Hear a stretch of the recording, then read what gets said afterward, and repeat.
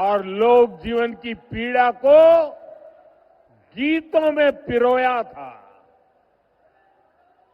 भोजपुरी और समाज की जो सेवा उन्होंने की, वो आने वाली हर पीढ़ी को प्रेरित करती रहेगी। साथियों, मैं भी पूर्वांचल का सांसद हूं।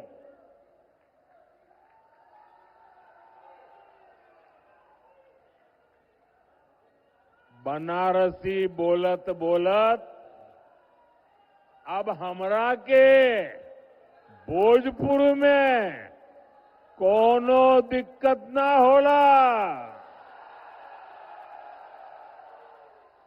काफी कुछ अब समझ में आई गई बा।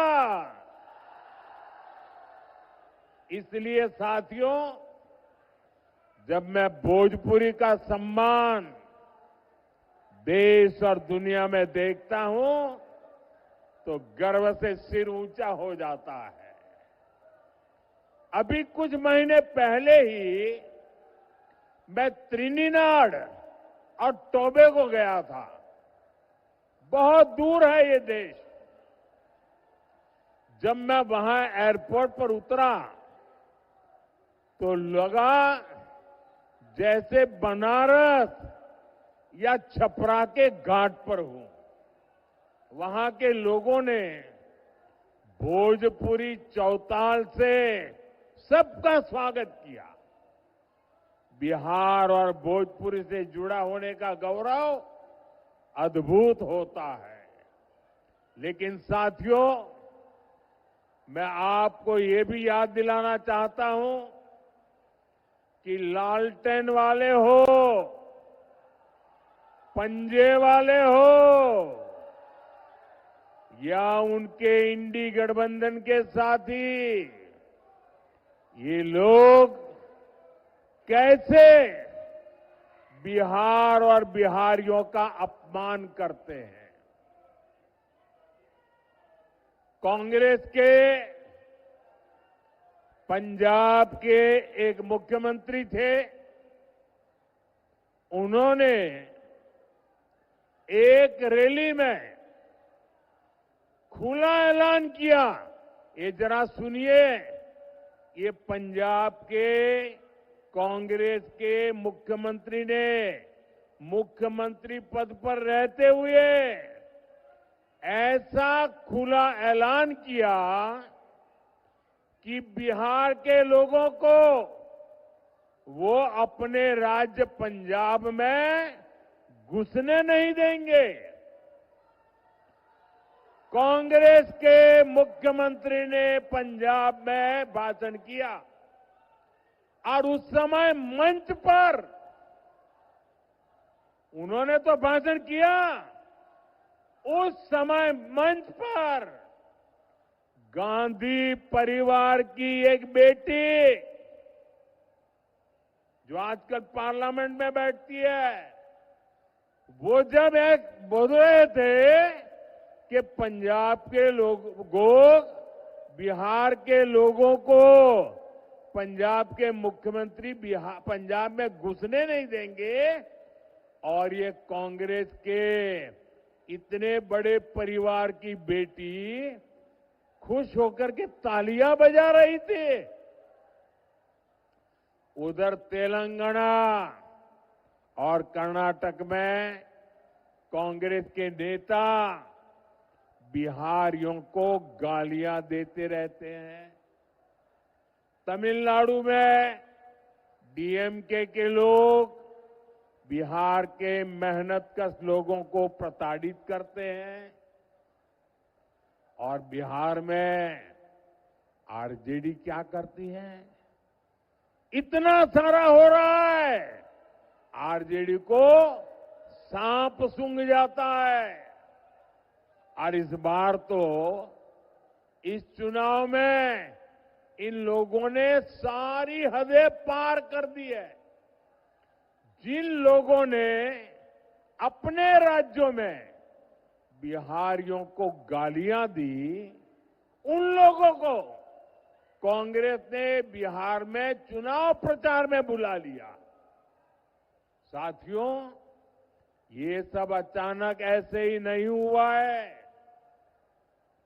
ये बिहार के चुनाव में कांग्रेस की सोची समझी साजिश के तहत हुआ है।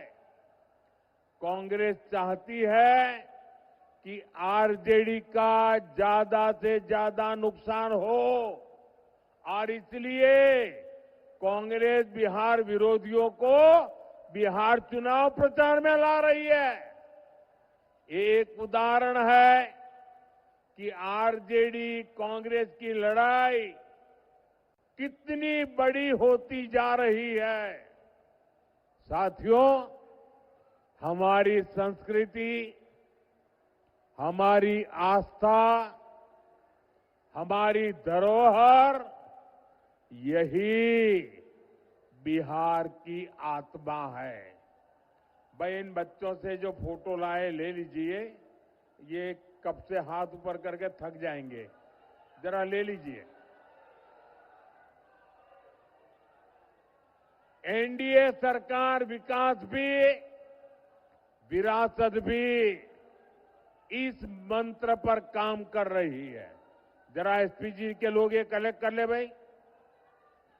हम धरोहर को रोजगार से जोड़ रहे हैं। आप काशी विश्वनाथ धाम या अयोध्या धाम जाइए, वहां हुए विकास के बाद श्रद्धालुओं की संख्या लगातार बढ़ रही है।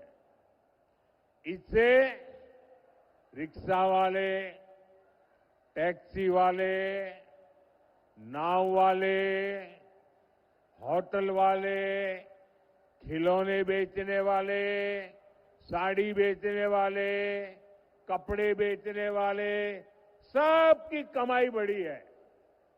अब यही काम हमारी सरकार यहां छपरा और आसपास के इलाकों में दोहरा रही है। भाजपा एनडीए सरकार यहां हरिहरनाथ कॉरिडोर बना रही है, गंगा घाटों का सुंदरीकरण कर रही है। आने वाले सालों में यहां श्रद्धालुओं के लिए अद्भुत सुविधाएं होगी और साथ ही पर्यटन आधारित रोजगार के नए अवसर भी बनेंगे। साथियों, हमारी सरकार बिहार की धरोहर को कैसे रोजगार से जोड़ रही है, इसका एक उदाहरण गंगा विलास क्रूज है।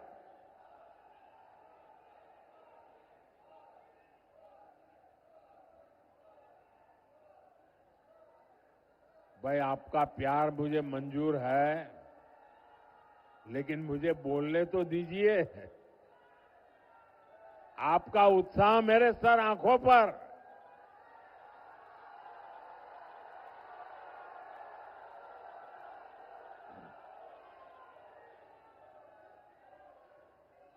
लेकिन मेरी बात आपको घर घर पहुंचानी है और इसलिए आप जितना ध्यान से सुनेंगे, आप जब बूथ में जाएंगे लोगों को बता पाएंगे। साथियों, एक क्रूज चलती है, गंगा जी पर चलने वाला एक क्रूज बनारस से बिहार होते हुए बंगाल तक जाता है। आजकल ये क्रूज अभी मुंगेर के आसपास के इलाके में गंगा की लहरों के साथ चलने वाला ये जहाज बक्सर से विक्रमशिला तक बिहार का गौरव दुनिया को दिखा रहा है। नदी के तट पर हमारी संस्कृति कैसे पली बढ़ी, उसके दर्शन होते हैं। साथियों, हमारी डबल इंजन सरकार बिहार के तीर्थों और धरोहरों की भव्यता को आधुनिक सुविधाओं से जोड़ रही है। लेकिन आप ये भी याद रखिए, आस्था विरोधी, विकास विरोधी, वोट बैंक की राजनीति और तुष्टीकरण में डूबे आरजेडी कांग्रेस के लोग घुसपैठियों को बचाने के सिवाय कोई काम नहीं कर सकते। घुसपैठिए उनके माए बाप बन गए हैं। उन्होंने अपनी पूरी राजनीतिक ताकत घुसपैठियों को बचाने में लगाई हुई है। भाइयों बहनों, अयोध्या में इतना भव्य राम मंदिर बना, 500 साल के बाद, 500 साल का इंतजार, अविरत संघर्ष, और तब जाकर के राम मंदिर बना। और आप तो गर्व से कह सकते हैं कि छपरा की एक बेटी स्वाति के भजन से दुनिया गूंज उठी थी। मेरी झोपड़ी के भाग आज खुल जाएंगे, राम आएंगे। कितने सुंदर बोल है, मेरी झोपड़ी के भाग आज खुल जाएंगे, राम आएंगे। और प्रभु श्री राम के दर्शन के लिए लाखों लाख लोग अयोध्या चल पड़े। लेकिन साथियों, आरजेडी कांग्रेस के नेताओं को राम मंदिर के निर्माण से भी परेशानी है। आपने कभी सुना, अरे बेटे रखो, मैं आप लाई हूं, अच्छी बात है, कोई ले लेगा, देख लिया बेटा, आप बैठो, आप जरा वो किताब ले लीजिए। भी वो बच्ची किताब लेके आई है, वो किताब ले लीजिए, पहुंचा दीजिए।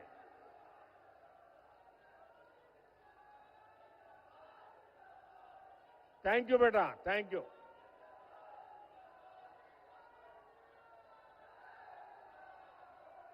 आपने कभी ये आरजेडी वालों को, कांग्रेस वालों को राम मंदिर जाते देखा क्या अयोध्या में? नहीं, क्योंकि उन्हें डर है कि अगर वे अयोध्या में प्रभु श्री राम के दर्शन कर लेंगे तो उनकी वोट बैंक नाराज हो जाएगी, तुष्टीकरण का गणित बिगड़ जाएगा, एक घुसपैठिए उनके माथे पर चढ़ जाएंगे। साथियों, पिछले साल जनवरी में प्राण प्रतिष्ठा के बाद से राम मंदिर के दर्शन के लिए 6 करोड़ 65 लाख से ज्यादा लोग अयोध्या जा चुके हैं। यानी करीब पौने 2 करोड़ लोग, देश विदेश के लोग वहां पहुंचे हैं। देश के कोने कोने से गरीब, दलित, पिछड़े, हर कोई रामलला के दर्शन के लिए गया है। और अब तो जब रामलला के दर्शन के लिए जाते हैं ना, तो निषाद राज के दर्शन होते हैं, वाल्मीकि जी के दर्शन होते हैं, सबरी माता के दर्शन होते हैं। लेकिन भाइयों और बहनों, आरजेडी कांग्रेस के इन लोगों को विदेश में घूमने की फुर्सत है, लेकिन 500 साल के इंतजार के बाद जो भव्य मंदिर बना, उसे देखने की इनकी इच्छा नहीं होती है। जो लोग आपकी आस्था का सम्मान नहीं कर सकते, वो कभी भी यहां आस्था के स्थलों का विकास नहीं कर सकते। और आप लोगों ने कल ही देखा है कैसे आरजेडी कांग्रेस ने छठी मैया का भी अपमान किया गया है। साथियों, बिहार का ये चुनाव यहां के नौजवान बेटे बेटियों के भविष्य के लिए जो पहली बार वोट देने जा रहे हैं उनके लिए बहुत महत्वपूर्ण है। मैं सभी नौजवानों से कहना चाहता हूं, सभी मतदाताओं से कहना चाहता हूं, आपको अपने वोट की ताकत पहचाननी है। मेरे नौजवान साथियों, आपके माता पिता के एक वोट की ताकत क्या थी, मैं आज आपको बताना चाहता हूं। आपके माता पिता के एक वोट ने, वो वोट की ताकत ऐसी थी कि बिहार को जंगल राज से मुक्ति दिलाई और बिहार को जंगल राज को बदल करके सुशासन की ओर ले गए। ये आपके पिताजी के वोट की ताकत थी, आपके माताजी के वोट की ताकत थी। अब बारी आपकी है। अब बिहार के नौजवानों का एक वोट सुशासन को समृद्धि में बदलने का अवसर है। और इसलिए मेरे साथियों, आपके माता पिता ने जंगल राज से मुक्ति के लिए वोट दिया था। नौजवानों ने अब सुशासन से आके निकल करके समृद्धि के लिए वोट करना है, विकसित बिहार के लिए वोट करना है। साथियों, बिहार में शायद ही कोई ऐसा परिवार होगा जिसकी आंखों में जंगल राज की कोई न कोई भयावह तस्वीर ना छपी हो। जंगल राज के सबसे बड़े शिकार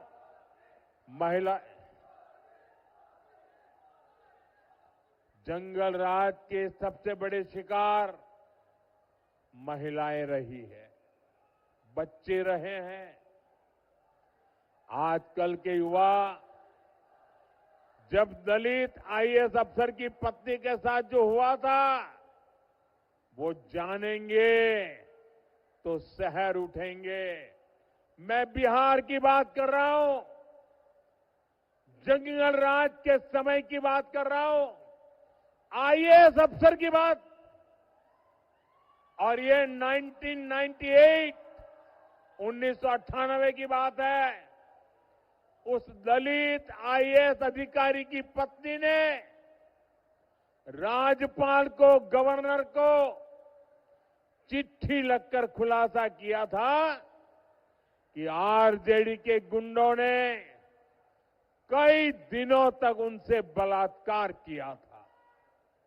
आरजेडी गुंडों ने परिवार के अन्य महिलाओं को भी नहीं बख्शा था, उन्हें भी प्रताड़ित किया था।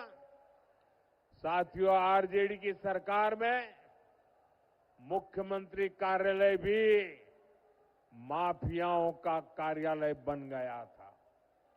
सरकार चलाने वाले तक जंगल राज में सुरक्षित नहीं थे।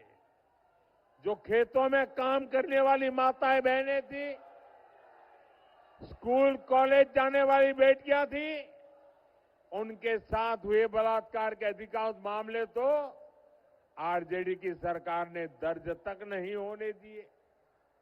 गरीबों, दलितों, महादलितों, अति पिछड़ों के लिए तो न्याय के दरवाजे, हर दरवाजे बंद थे। आजकल बिहार में आरजेडी के समर्थक जिस तरह अपने गानों में धमकियां दे रहे हैं, उनमें भी आपको जंगल राज की झलक मिलेगी।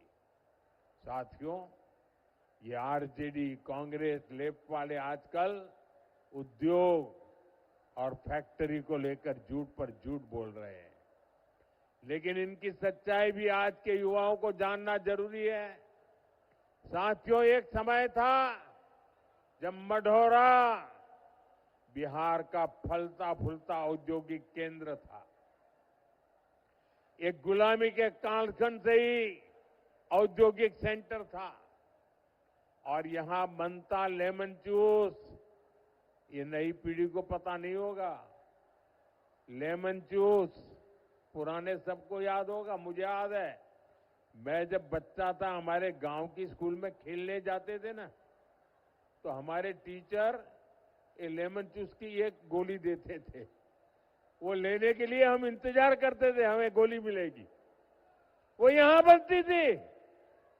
ये बिहार ही नहीं, देश भर के बच्चों की पसंदीदा टॉफी होती थी।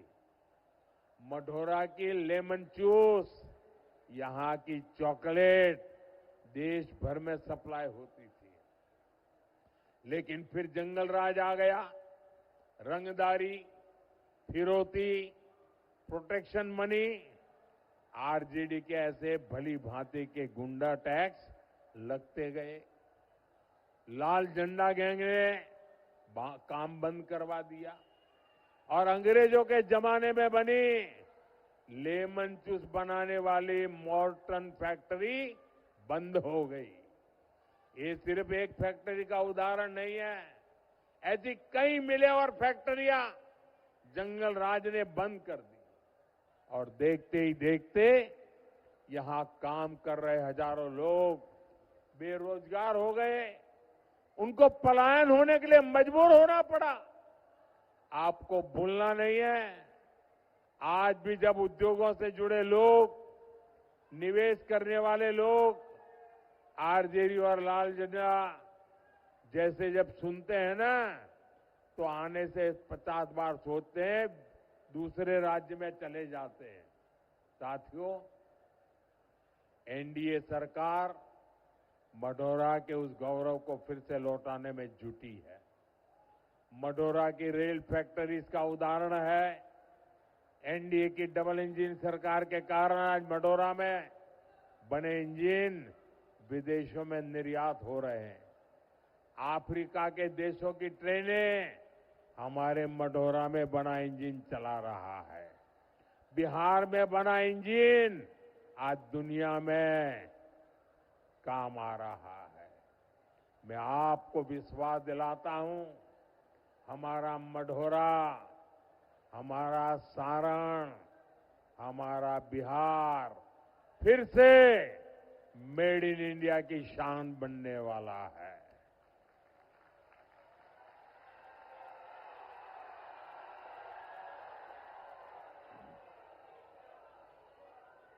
आने वाले सालों में यहां उद्योगों का नया विस्तार होगा। बिहार के युवा को बिहार में ही काम मिलेगा।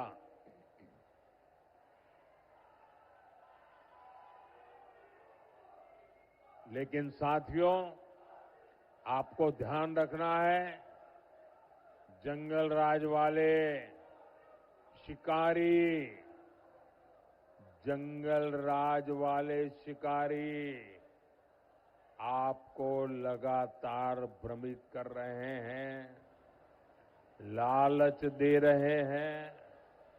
आरजेडी घोषणा, कांग्रेस ने अपना घोषणा पत्र, वो ये घोषणा पत्र नहीं है, उन्होंने अपनी रेट लिस्ट जाहिर की है। इनकी हर घोषणा के पीछे का असली मकसद रंगदारी, फिरौती, लूट खसूट, भ्रष्टाचार, यही सब है। इसलिए मेरे साथ इस संकल्प को दोहराइए, जंगल राज से दूर रहेगा बिहार। मेरे साथ दोहराएंगे, मेरे साथ दोहराएंगे, सबके सब दोहराएंगे।